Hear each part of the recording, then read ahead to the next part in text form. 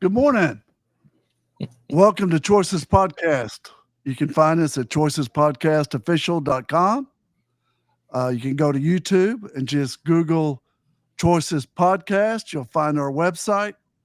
Please Google down and subscribe to our podcast by putting your email in there. We're growing like a weed. We're having fun. And the beautiful thing is, Carcass and I have reconnected with a lot of our discovery people and discovery programs. And discovery programs is starting in Austin, September 12th.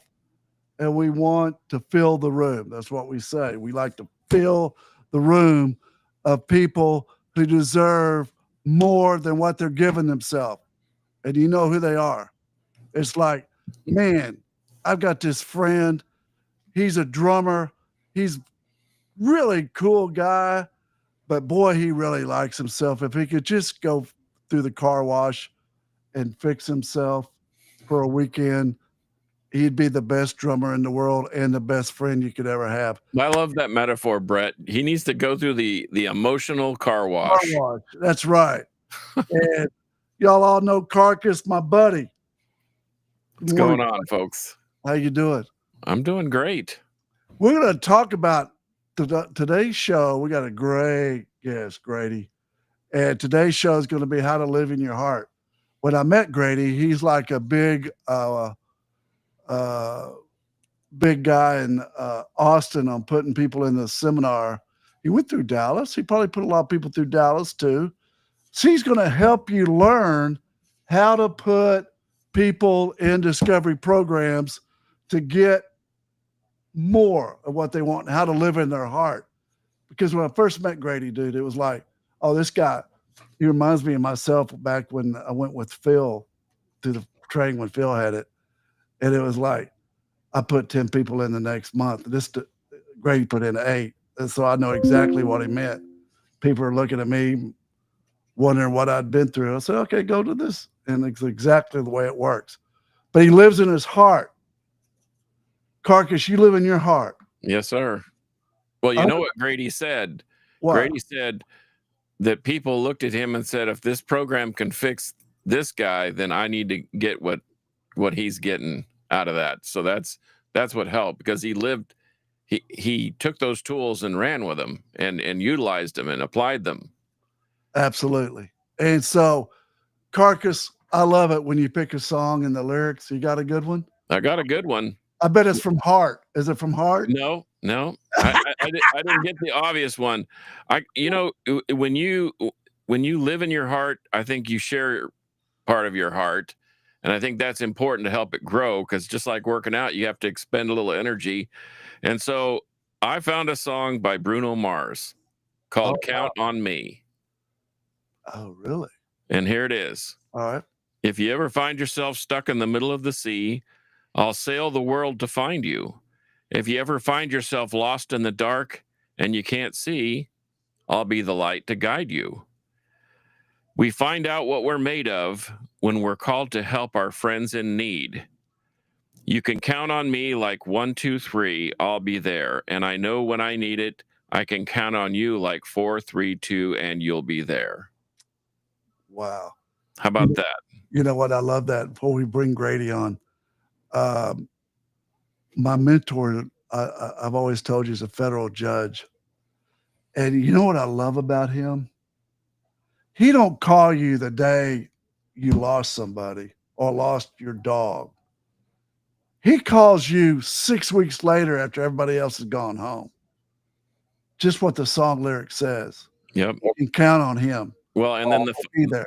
the final line of that verse before the chorus starts is because that's what friends are supposed to do. Isn't that the truth? Yep. Okay. So real fast. My quote of the day came from my wife, Senka. She's a good lady. People don't remember what you say. They remember how you make them feel. Yeah. Yeah. That's poignant and frightening all at the same time. With that being said, let's bring in Grady, Mark.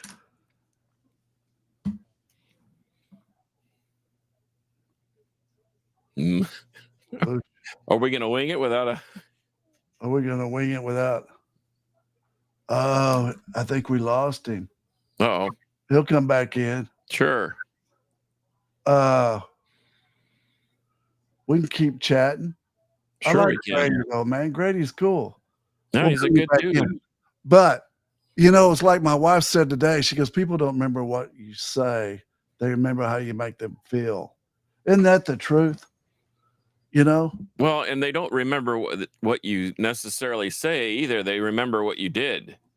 Right. And because a lot of people talk, but a lot of people can't walk the walk behind the talk. They can write the check. They can't cash the check, so to speak. And you can categorize people too. Category 1 is the surface level friend that you'll talk to, but there he is. Grady. Yeah, if some reason I got disconnected, I don't know, but I'm reconnected. You know what? It doesn't matter. We're not that kind of show. It's called production value, Grady. It's all good. I don't think it was my fault. we were talking about our quote of the day, and it was from. Did you hear that? From my wife, Senka. I heard the first part of it. She said, "People don't remember what you say; they remember how you make them feel." Isn't that cool? Perfect. So, Grady, tell us about you, man. You're cool. I hope people are watching the show, dude, because you got cool things all over. God, about me, I mean, what do you want to know? I mean, it's just a long list. When did you go through discovery programs? You know, I went through 10 years ago. 10 years ago, 2015. Yep. And, man, I went through that because there was nothing wrong with me. You know, I went through, I was going, now my wife, she's messed up. No, you're good. Keep going. Okay. It's keep saying reconnecting on my phone. Anyway, sorry, I'm on my phone. I'm on the way to Rockport. You know, I'm going there because my wife is a mess, or my girlfriend's a mess. She needs this so bad, but I'm willing to go because she's just a mess. Well, that's not true. I was the mess that I found out, right? So I go through, and man, I just discovered everything that I was always looking for. And, you know, I tell people, my life, I swear, I was running around in circles, okay? And I was successful, but I was always in circles. No matter what I did or how much money I had or what successes I had business-wise, I always ended up back in the same spot in my head. You know, I just could never go forward. And, you know, I went through and I realized that, you know, it was me standing in my own way. What does that mean? Man, that's the lawyer. You're on drink examination now. What does that mean? Wow. You know, it was, well, me standing my own way really boiled down to me blaming everybody else and not taking accountability for my actions. It was never my fault. It was always somebody else's fault. You know, so if it's always somebody else's fault, you're never going to fix a problem, because really normally, especially with us men, it's us, you know, especially in a relationships. 9 times out of 10, it is us. So the word narcissist is for men. You rarely Oh ever yeah, heard yeah. a woman call a narcissist. It's always the guy. It's I get it. pretty rare. It's Yeah. pretty rare. So you walked in. It sounds like you were a dog chasing its tail, Oh yeah. I mean, and you were it, living in your head and not in your heart. oh yeah, I was all head. Even though I had a great big heart. I mean, my heart Yeah. was huge, but I couldn't get into it, right?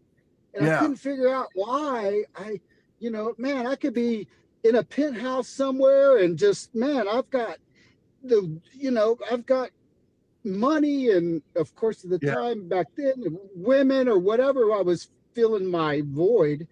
But man, I would get there and I'm just sitting there going, what am I missing? This ain't it. Or I'd buy this, or I'd do this, or I'd reach this level of success. Yeah. But Yeah. but I'm still the same person. I still feel the same way inside. Like I don't know who I am. Or so nothing was ever good enough. Nothing was ever good enough. No, I grew a plumbing company that was like #2 in Austin from nothing. And I grew it up so big, and I was like, it's not good enough. But it was me. Was that fear I of get up failure? there. Did you have the feel of failure embedded in? Oh yeah, man. It's funny. I was fear of failure, and I'm like, man, I skyrocketed off that fear of failure. Let me tell you, it made me I successful. still look that way, though. I got to be honest with you. I'm so afraid to fail. I mean, yeah, but that's a good thing. I use it in a healthy way now. Yeah, me too. It's like, failure's okay. It's all right. If you're not failing, you're not working. I tell my young lawyers, I say, you guys are really good. I'm gonna say, I tell them, when you're a good lawyer, it's good that you go out and get a client, but you're a real good lawyer if you can keep a client. And keeping a client means a lot of things. You got to give them more than they ask for. You got to share your heart with them. You got to listen to them. You got to get to know them. There's a lot of things that come with being a good lawyer. And I learned it from the seminar. I did. I learned, I was back way before you went in there. But you know what I learned? The second best book ever written, Carcass, what is it? Not the Bible. It's the second best. How to Win Friends and Influence People. Yes, by Dale Carnegie. The whole people don't care about you, man. They care about themselves. And you got to pull it out of them, And that's what that whole seminar is about. Pulling it out. Just pulling it out. When I was, I learned a couple of just big things in discovery. And, one of the things, I was in D2, and I'll never forget, I'm looking around and I'm like, man, every single person in here, man or woman, are in here because of a man. Everybody is in there because of a man. Oh, really? Okay, I'm going to share something with you. It's really funny. Okay. I ran that thing for 15 years. So I was in like 9/11, we only had 7 trainees. It was the craziest thing you ever see in your life. We had like 15 volunteers. But that was when you're really getting good because you don't quit. Guys like Dash held you up and Posey held you up. And we were like, come on, man, we're going to go train these 7 dudes. But it was like this. The seminar would have 1 month would be all women. Then the next month it's going to be all men. Then the next month would be all women. It would flow like that because it's just the way it flowed. I mean, I can't wait to get my husband in here. Or I can't wait to get my wife in here. So it flowed like that a lot. So that's interesting that you picked up on that. Yeah, and that's where everybody in there was most of their defining moments. It came from a man, and that's where it's very important for men to just go to discovery, and you gotta go. You gotta be. I listen to you, and you live in your heart, dude. You're unfiltered now. You're like unfiltered. Oh yeah, dude. Yeah. It's like I could sit there and have a really nice cup of coffee with you, but it's like tell the people what it's like to live in your heart versus living in your head. Oh man, oh, it's great. It's great. I mean, It is. man, oh, it's oh, you know, I don't worry about things. You know, problems aren't problems. You know, you're free, and I'm talking about true freedom. You don't. The stress is you. You know, in business, you're always going to have a little bit of something, but you don't stress out about it. You don't let it ruin your day. I mean, and you can love. You know, you can love with all of you. But you know, the biggest thing about it is it allows you to be vulnerable.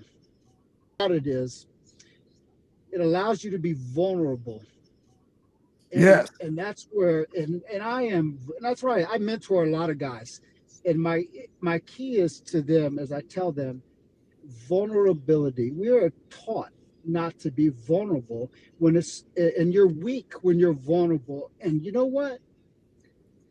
Vulnerability, that is the strongest thing a guy has, Yeah. because it takes every ounce of our body to be vulnerable. So it's wrong. If you're vulnerable, you are a strong man, not a weak man.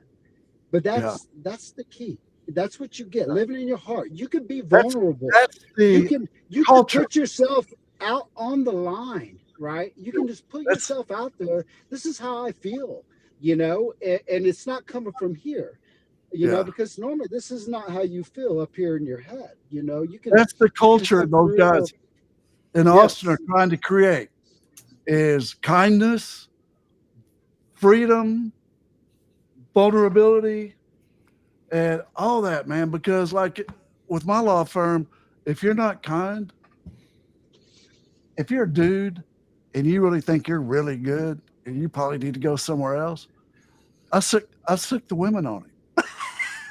yeah, oh yeah, yeah, You that's know what I good. mean? I Yeah, yeah, discovery breeds strong women, dude.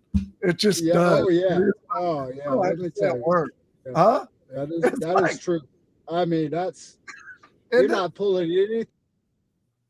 oh my gosh, we lost him. Oh no. I That's was hoping he would clarify his point on why people are there because of men, and I kind of understand it. In fact, you know, when I went through the program, yeah, unsuspectingly, because I didn't know I was going through until I was there, right. the reason for this gal's issues were because of men, Yeah. and and there wasn't a strong woman in her life to kind of fall back to and say, what do I do? So the fact that she was there and she got it all out on the table, uh it spoke to her character. She, you know, she wanted she wanted to get out of her own head and live out of her heart. And But that's what Grady was saying about being vulnerable. If yeah, men that were in her life were leaders by being vulnerable, she could trust them. right. Right. But she couldn't trust them. In That's fact, right. she couldn't trust anybody. And I know that when we first sat down next to each other, by body language, I could tell that this was very uncomfortable for her. Yeah. And So Grady, I didn't even have a beard then. Grady, Yeah, Carcass, I'm back. Sorry. Carcass, ask Grady what you were talking about. I was just wondering, Grady, if you could just clarify for the listening audience what you meant by um, the reason why people were in discovery was because of a man or because of men. Well, you know, men, you know, you go in there and you see a lot of trauma, or people have been through something. And what I realized, and I'm watching everybody in there and listening to things that they've been through, it's because of a man. It's a man has done this. Yeah. You know, if it was a woman that problem with their mother, that's because the mother was mistreated by a man. And you know, men are powerful, and man, we are whew, if you're a Well, man that's in his head is damaging, not well, and only that's to what I himself thought. but That's to what I the thought you meant. yeah, And to your point, men are powerful, but women wield the power in a good relationship, Yes. I think. Oh, yeah. Oh, yes. Let's even the playing field. I'll take smart women any day of the week over smart men. Oh, yeah. And men leaders think they're leaders, but women leaders are leaders. Does that make sense? Yep. Grady, I used to get behind in that seminar. I'd get behind it. We have a pretty tough clock to work on. Every time I get behind, I grab me 5 strong women, and I get caught up real quick because they get to the dude, you're so full of yourself. You know what I mean?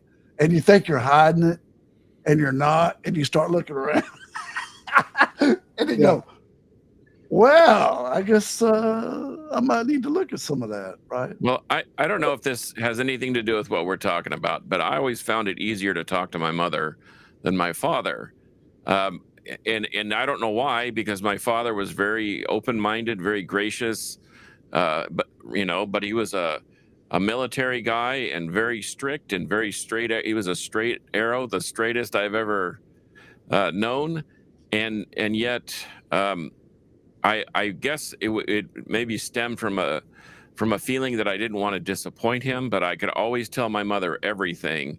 In fact, even if I was going to tell my father something that was a big deal, I would run it past my mother first. So to your point, Brett, 99% of men are always mama's boys, even after their mama died. My pseudo name, Mama's Boy. Mama's boy, get out of here. Yeah, that's my pseudo. Oh God, that's awesome. Grady, what else you want to? Grady, I need your help here. Okay, I got Dash, Posey, Reader, Cindy, everyone, Stephanie standing behind me, going, tell the listeners how to get somebody in the training. Oof. How I get people in is I'm real with them. I'm vulnerable. I'll tell my story. I've got an amazing story. Grew up without a father, a mother that I had to take care of, and I'm on my own.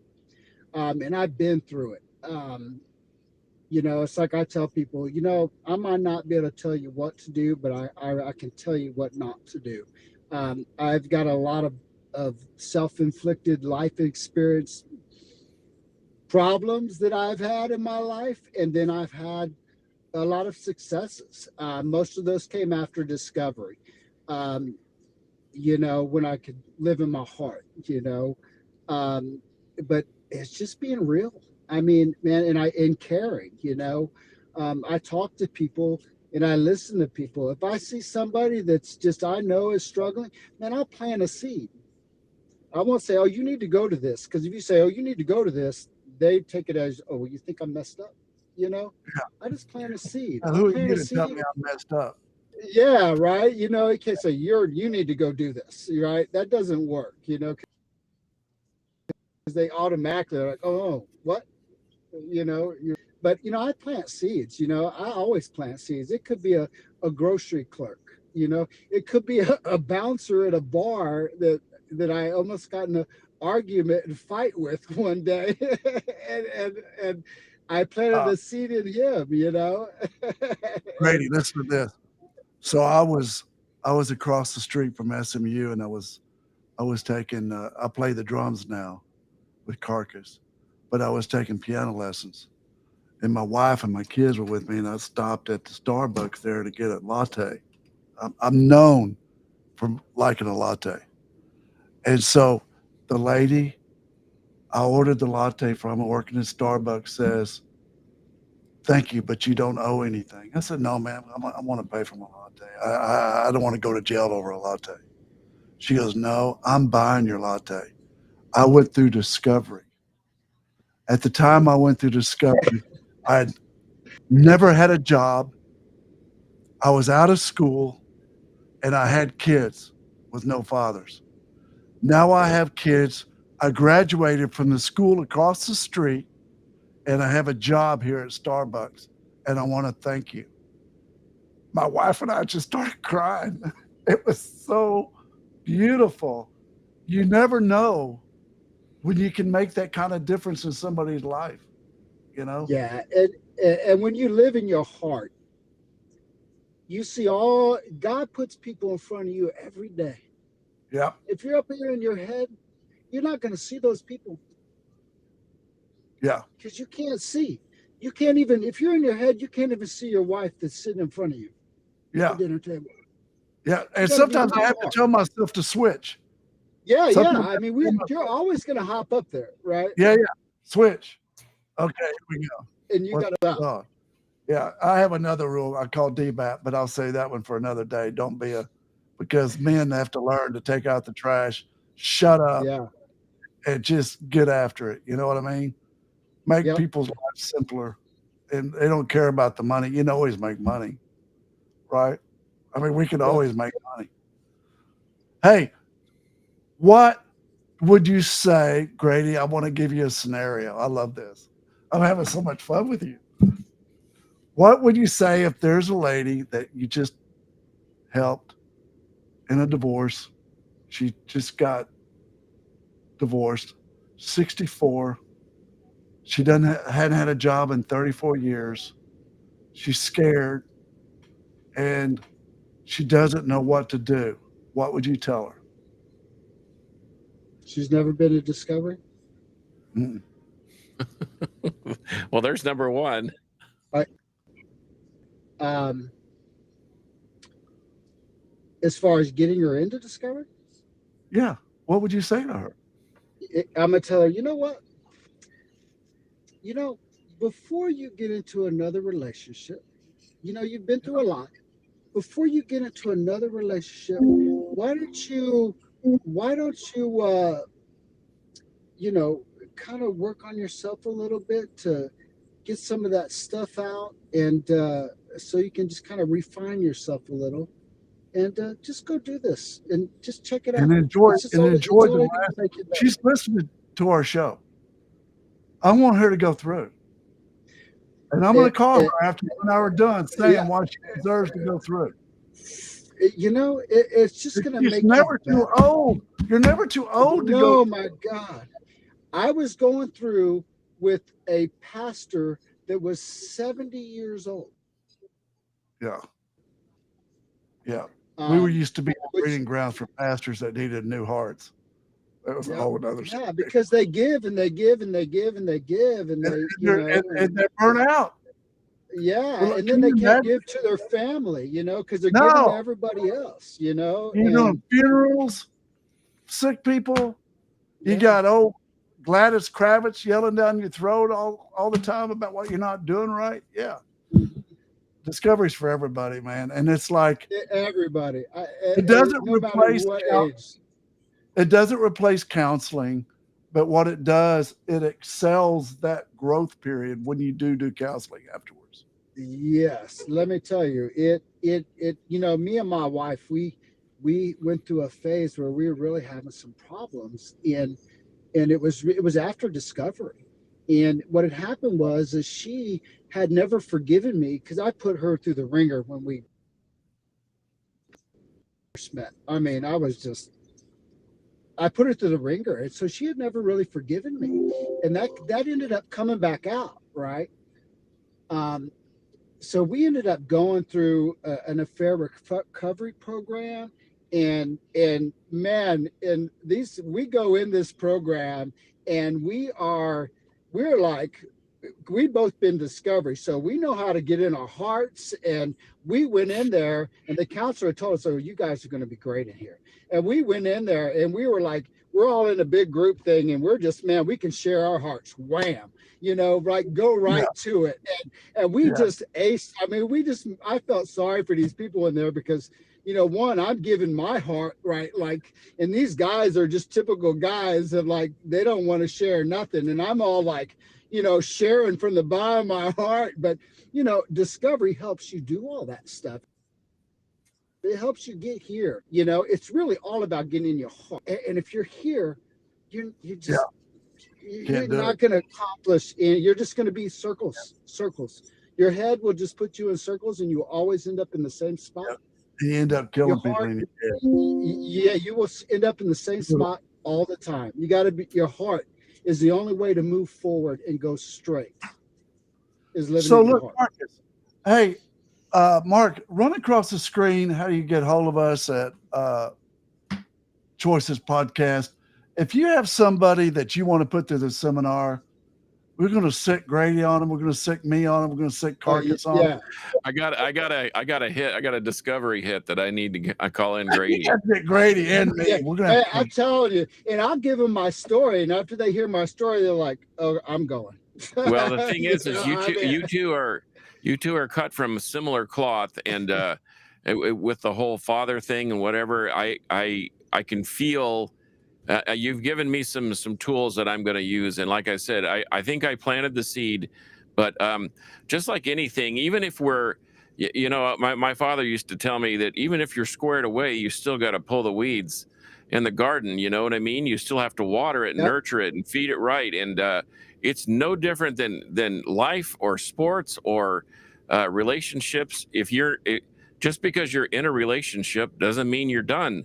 I mean, it's work and maintenance, and you're sometimes it's going to rain too much and it's going to flood it out, and you're going to have to dig trenches and move water. And dude, I've been Grady.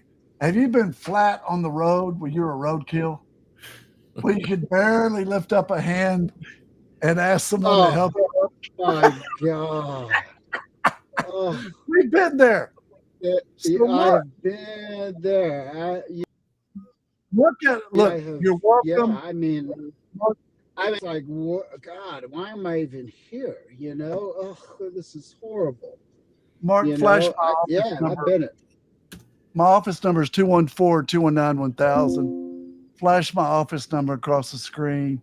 If you got somebody that you want to go through the seminar, we're building Austin, and we're going to get the room the size it needs to be. And just call if you have a problem, put somebody in, and I'll call them. I'll get them in. If they're in jail and they need to go through, I'll talk to the judge. I'll do whatever we need to do to get them through. Grady, we love you, man. You're awesome. Yeah, I love you guys. Thanks for joining us today. That's anytime. Hey, and you got my number now. You ever want to call, you call me. All right, Grady. And if you need somebody that you're really struggling to get in, call me. I'll do what I can do. Amen, brother. You're going to hear from me. I know. We got a Carcass with Henry. Call me. All right.